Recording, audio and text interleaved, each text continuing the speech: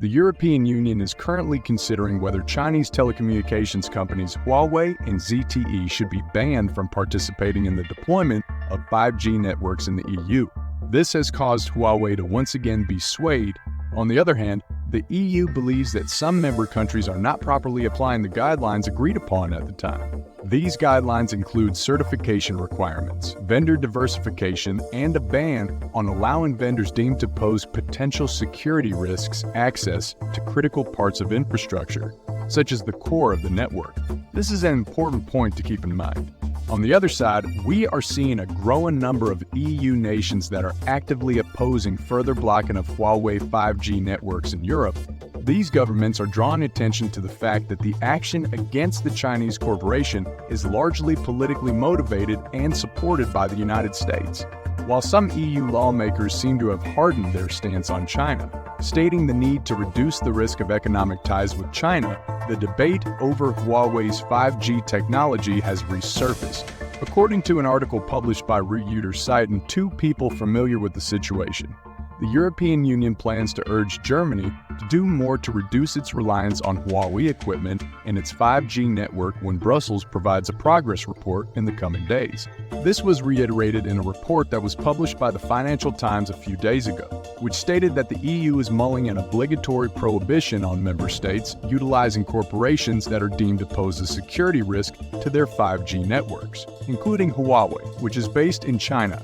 The announcement arrived at an opportune moment, considering that the idea for de-risking the EU is currently being opposed by a number of its state members. Several Western European countries expressed their disagreement with the way the President of the European Commission, Ursula von der Leyen, presented her idea of a new Chinese strategy. At this very moment, anti-China groups in the EU launched another round of baseless propaganda that the Chinese government could use Huawei for espionage. In fact, their goal is to inflate the so-called Chinese threat, to further reduce economic risk, and to put pressure on EU member countries. This provides further evidence that the decision to ban Huawei is political rather than economic. Never in its history has Huawei done anything to jeopardize the security of any nation in Europe.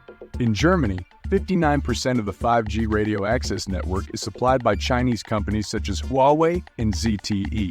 If Huawei products were to be banned from use, there would be serious economic losses.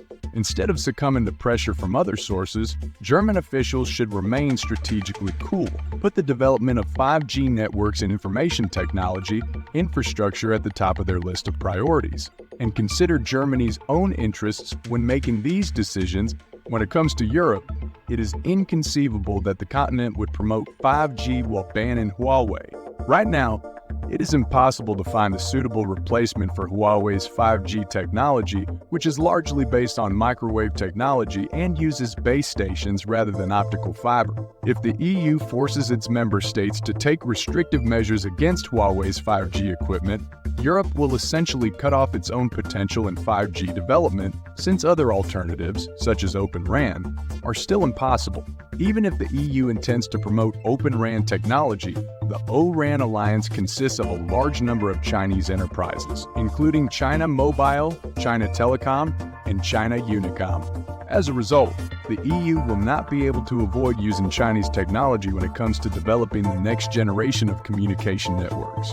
According to a Financial Times article, the European Union is providing money to Chinese technology company Huawei for advanced research into next-generation communication systems. This is despite the fact that many European countries have banned Huawei from using their telecommunications networks. Chinese technology giant Huawei has become the undisputed leader in the competition to create 5G technology.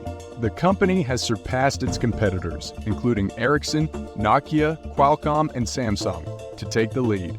A recent ABI research study shows that Huawei has made the most important contribution to the global development of 5G technological advancements and 3GPP standard critical patents. The study identifies the top 20 companies operating in the 5G service provider market, and Huawei ranks first with 15,266 approved deposits and 43,753 total deposits. Ericsson ranks second with 11,601 approved deposits and 36,375 total deposits. After Ericsson, in third place is Nokia with 7,553 approved deposits and 23,112 total deposits. It is important to note that there are over 400 different businesses and organizations working on the GPP standard, the most active of which are network equipment manufacturers. In addition, there are currently more than 210,000 major standard 5G patents filed worldwide, with China accounting for 40% of those patents, making it the world leader in 5G patent development. Perhaps Huawei's dominance of the 5G patent market can be explained by the company's huge investment in research and development. The company's spending in 2022 totaled 62 billion yuan, accounting for 25% of the company's total revenue in the previous year. Thanks to these investments, Huawei was able to introduce new standards for network infrastructure development. As a result, the company is in a better position to support its customers around the world. With the development of this new technology, Huawei is now looking beyond 5G to 5.5G. This is a technology that has not yet been adopted by Huawei's main competitors, Ericsson and Nokia. It is still unclear how Huawei and its competitors will continue to push the boundaries of network infrastructure development. However, the future of the 5G vendor market will undoubtedly be interesting. China has always adhered to open cooperation, encouraged mutual benefit, and achieved win-win results on a global scale. This applies to 5G as well as other emerging technologies. China engages in joint activities with global corporations and international organizations to achieve mutually beneficial outcomes in various fields, including technology, industry, and application.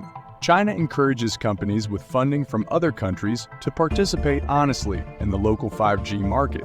At the same time, China encourages domestic 5G companies to deliver high-quality products and services to countries around the world. Although the US and its allies promote a break from China in terms of 5G, the ban on Chinese companies has created great difficulties for Huawei and other related Chinese companies in developing international cooperation. When Chinese manufacturers and companies cooperate with Europe and other regions, they actively seek the greatest common ground with local businesses and society. This is the case even the United States and its allies have been promoting decoupling from China in terms of 5G. Chinese businesses will continue to seek cooperation with countries and foreign companies that are willing to treat Chinese companies fairly in order to combat the influence of political elements in the United States and the West, as well as the extremely challenging environment of foreign markets. According to a large number of European politicians, academics, and industry representatives, the benefits of cooperation between the EU and China in areas such as 5G far outweigh the obstacles potentially arising from such cooperation. It is hoped that more European countries and firms will engage in 5G cooperation with Huawei that is mutually beneficial to both sides, and that reasonable voices in Europe will prevail in favor of pragmatic cooperation with China. Thank you for watching this video to the end. Subscribe to the channel and write your opinion in the comments.